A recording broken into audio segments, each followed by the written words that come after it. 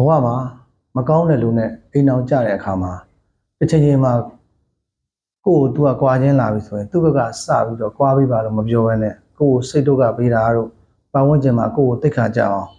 တွေ့တဲ့လူနဲ့လိုက်ပေးစားတာတို့နောက်ဆုံးကိုယ့်ဘက်ကတိမခံနိုင်တော့အောင်ကွာကြမယ်လို့ပြောလာတဲ့အထိ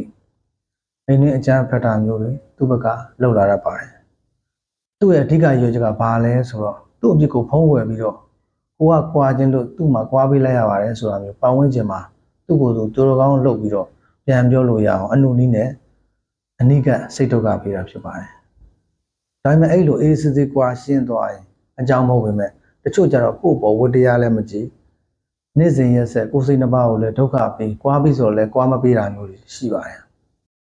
အဲ့ဒီခါကျရင်ရှင်းနေတဲ့တိုင်ပင်ပြီးတော့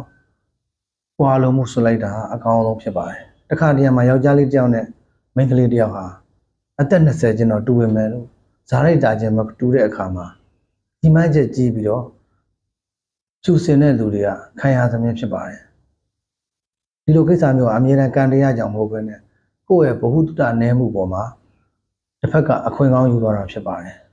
ဒါကြောင့်ဒီလိုရှိရလဲမသွားနောက်ကလည်းကောင်းကောင်းမလိုက်ကွာပေးဆိုတော့လည်းကွာမပေးစိတ်ဒုက္ခအမြဲတမ်းပေးနေတဲ့အိမ်အောင်ဘက်နဲ့တွေ့လာခဲ့ရင်